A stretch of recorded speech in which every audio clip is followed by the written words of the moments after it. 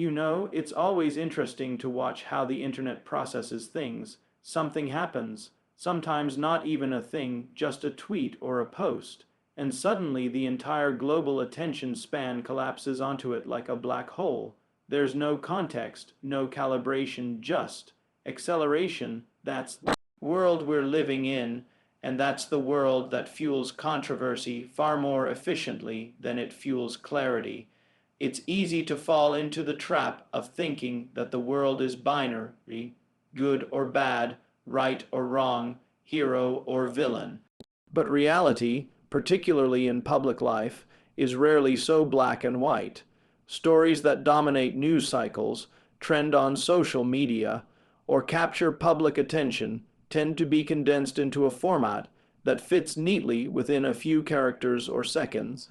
These formats are designed for speed and emotion, not depth and analysis, and yet that's how much of the world forms its opinions today on narratives that have been stripped of their complexity.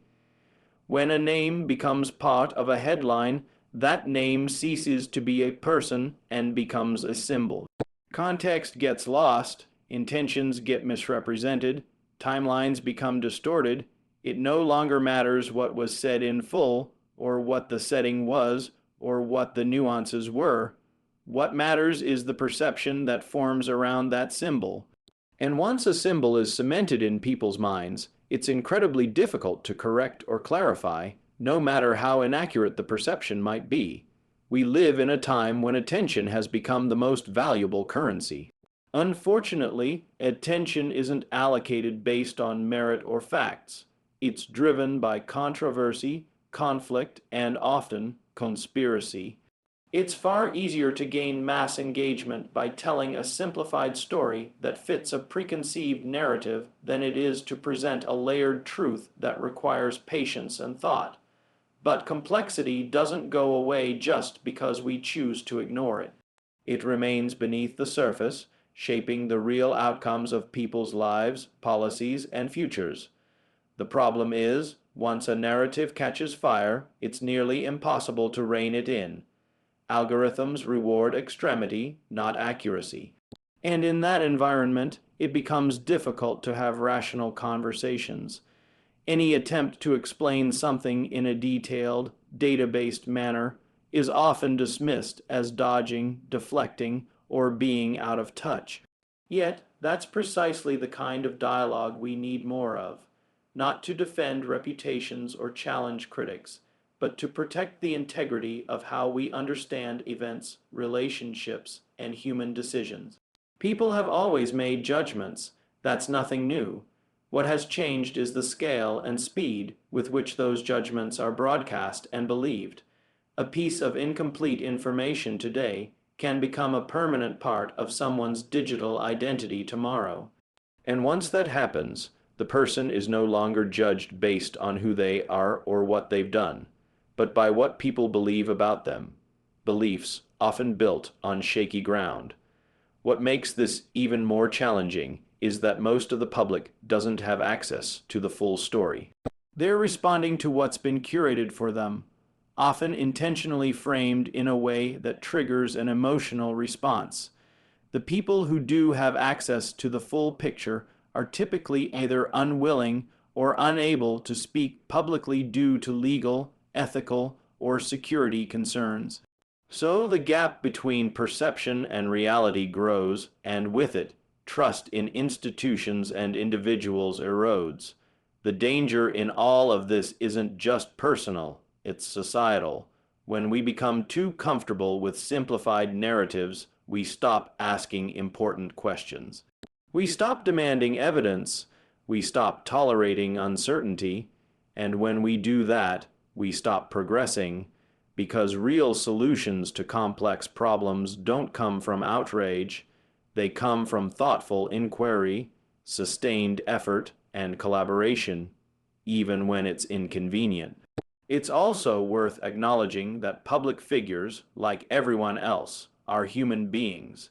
They have families, friendships, mentors, and meetings, sometimes with people who later turn out to be deeply problematic.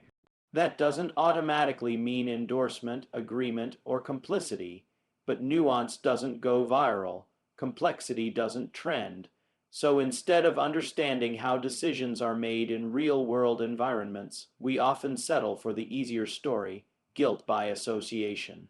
This isn't a call to avoid accountability, it's a call to redefine how we approach it. Accountability should be based on facts, not feelings, on actions, not assumptions, and on what can be proven, not what can be popularized. The moment we lose that distinction, we begin to punish people not for what they did, but for what others say they represent.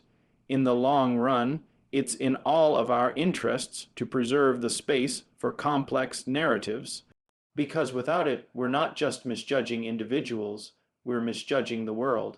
And if we continue doing that, the consequences will go far beyond headlines. They will affect how we govern, how we innovate, and ultimately, how we move forward as a society. In today's information ecosystem, connections are often interpreted as conclusions. The assumption is that if two people have crossed paths, shared a meeting, or appeared in the same room, there must be a deeper alignment of ideas, intentions, or values. But that's a flawed and dangerous leap, and it's becoming increasingly common.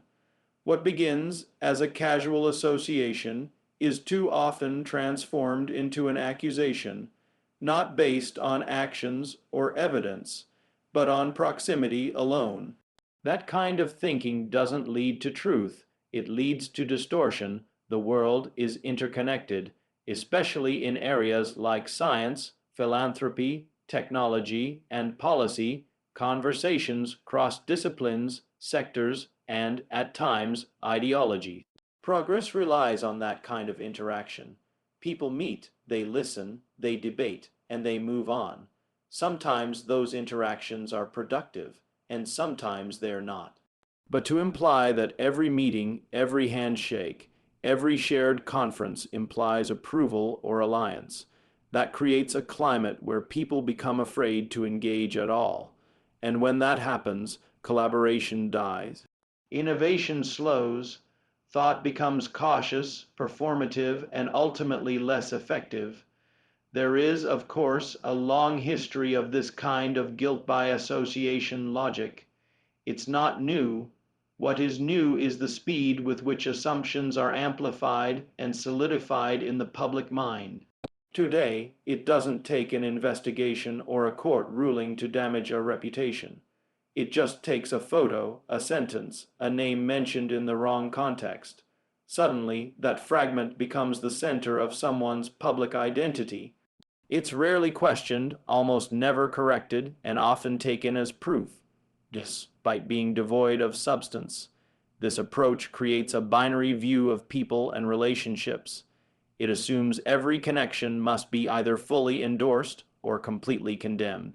But that's not how life works. People are complex, networks are complex, not every interaction is meaningful, and not every conversation is an alignment of values. In fact, many of the most impactful discussions happen between people who fundamentally disagree. That tension is where understanding often begins. But if association is interpreted as approval, we'll lose that space entirely. People will retreat to echo chambers, afraid that a single interaction might define them forever. This has implications beyond the personal. When we allow public opinion to be guided by loosely drawn connections, we replace investigation with innuendo. And when that becomes the norm, it erodes the very foundation of accountability. Because real accountability requires specificity. It requires context. It requires a willingness to distinguish between interaction and endorsement, between contact and complicity. Without that willingness, we're not seeking truth. We're simply reinforcing the narratives that we find most emotionally satisfying. There's also a deeper issue at play. When we reduce people to their associations, we stop looking at their actions. We ignore decades of work, impact, and contribution and zoom in on a moment that may or may not have any real meaning. That kind of selectivity isn't just unfair, it's intellectually lazy. It avoids the hard work of analysis in favor of quick judgment.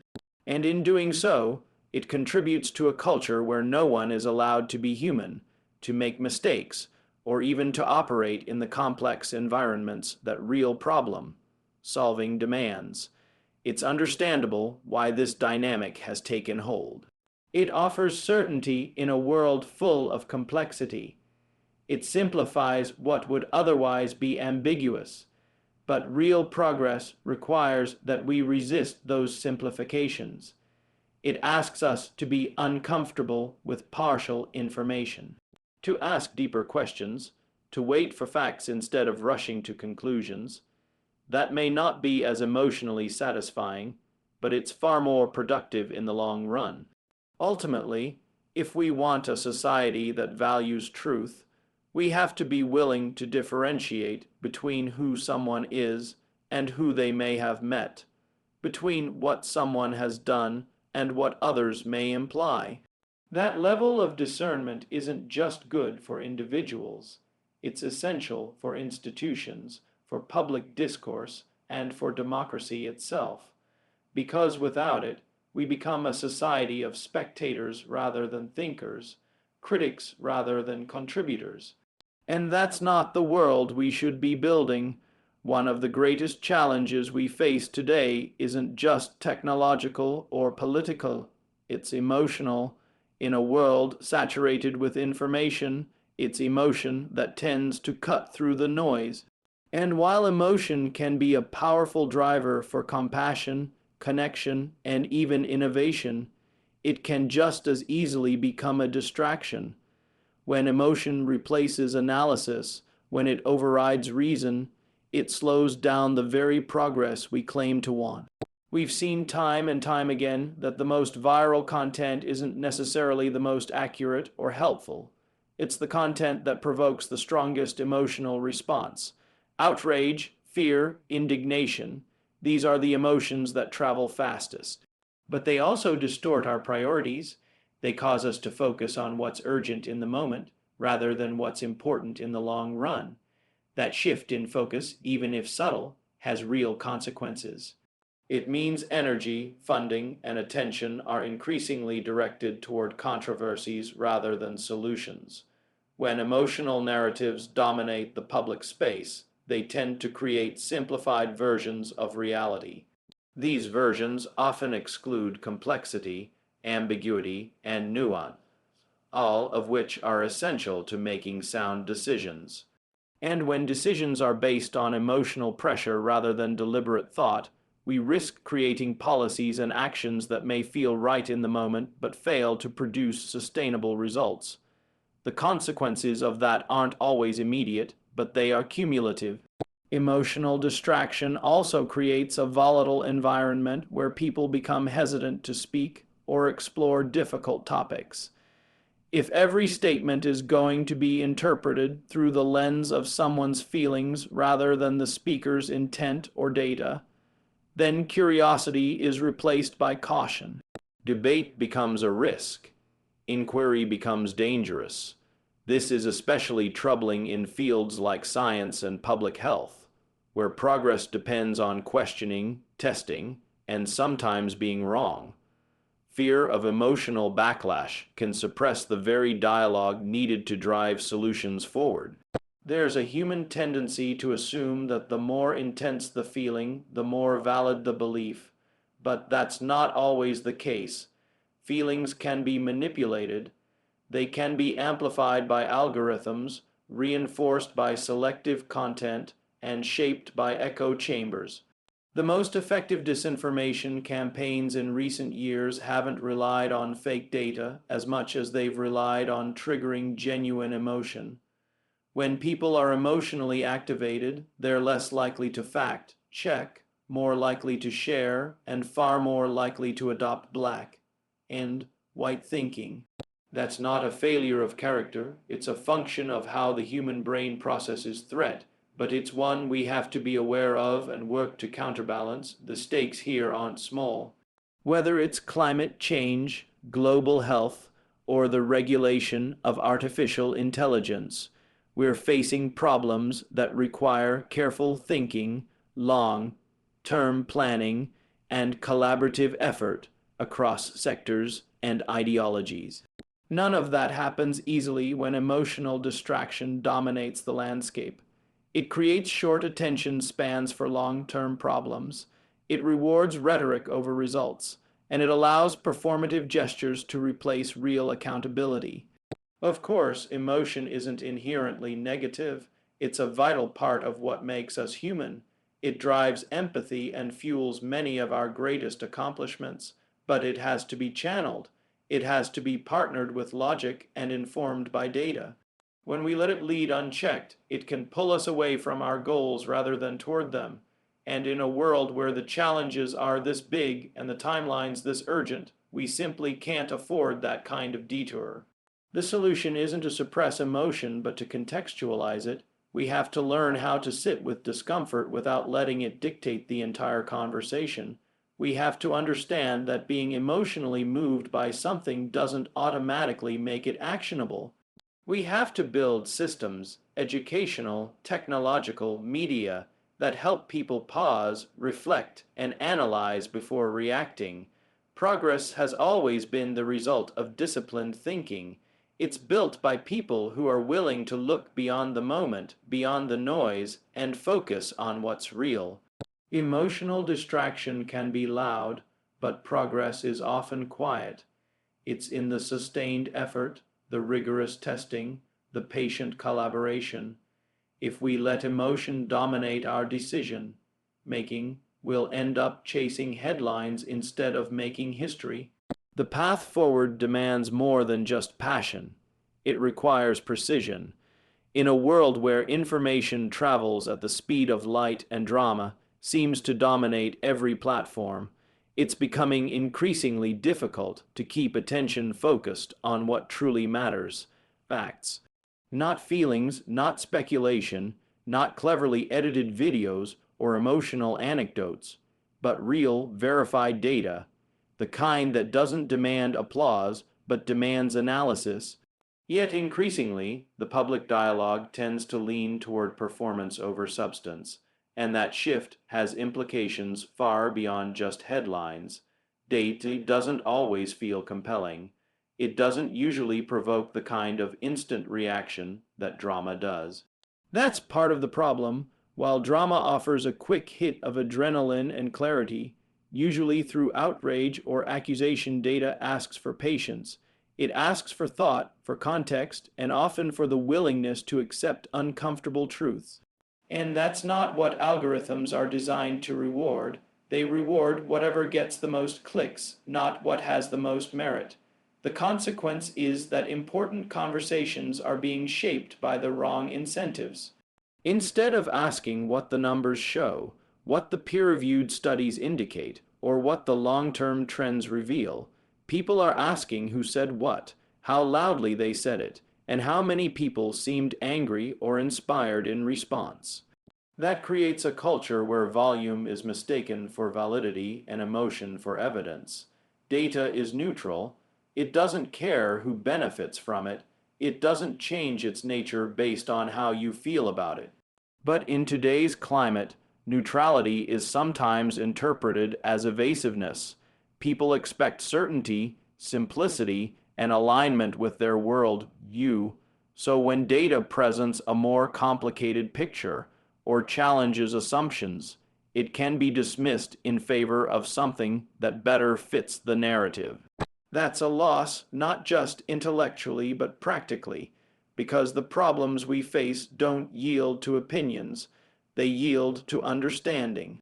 If you look at any major advancement, whether it's reducing child mortality, increasing access to clean energy, or responding to global health threats, it wasn't driven by drama, it was driven by data.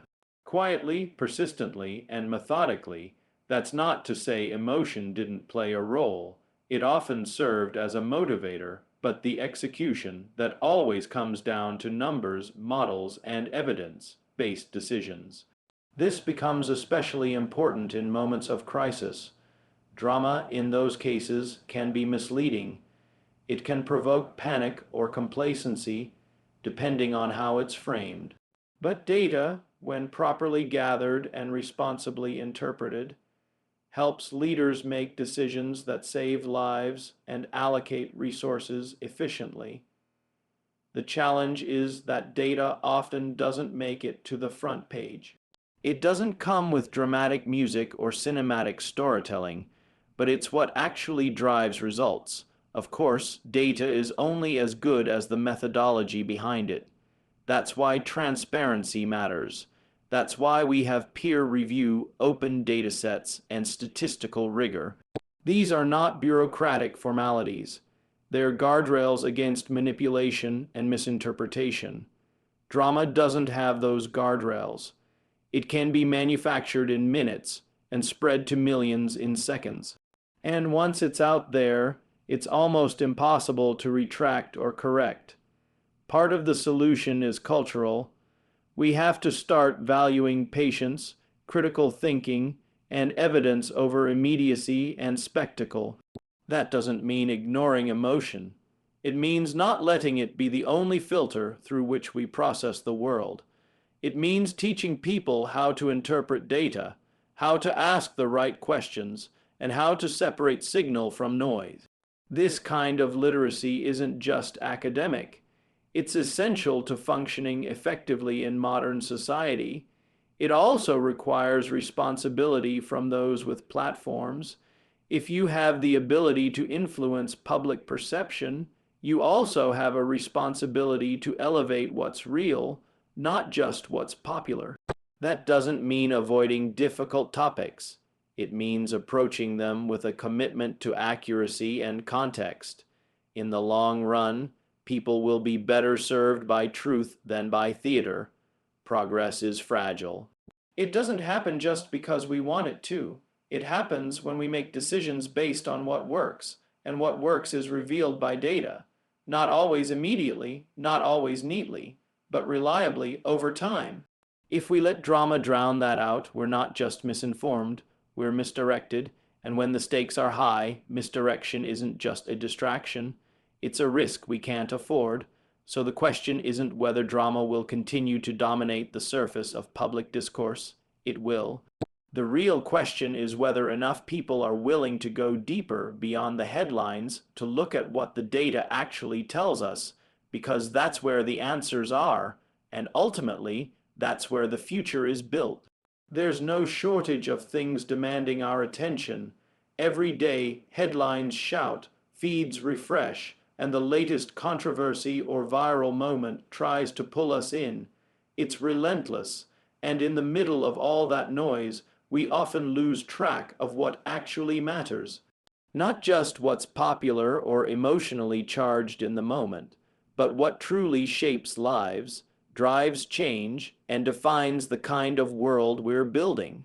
It's not always the loudest topics that have the greatest impact. It's often the quieter ones, the ones that require more time to understand, more patience to solve, and more discipline to stay focused on.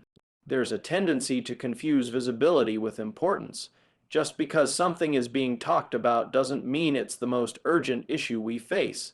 The algorithms that drive much of modern communication reward engagement, not relevance. As a result, real challenges, things like improving global health systems, investing in sustainable energy, strengthening education, preparing for future pandemics, often get pushed to the background. These aren't always easy topics to discuss. They don't come with immediate answers or dramatic visuals, but they are the issues that define long-term progress. When we lose focus on what matters, we lose the ability to prioritize.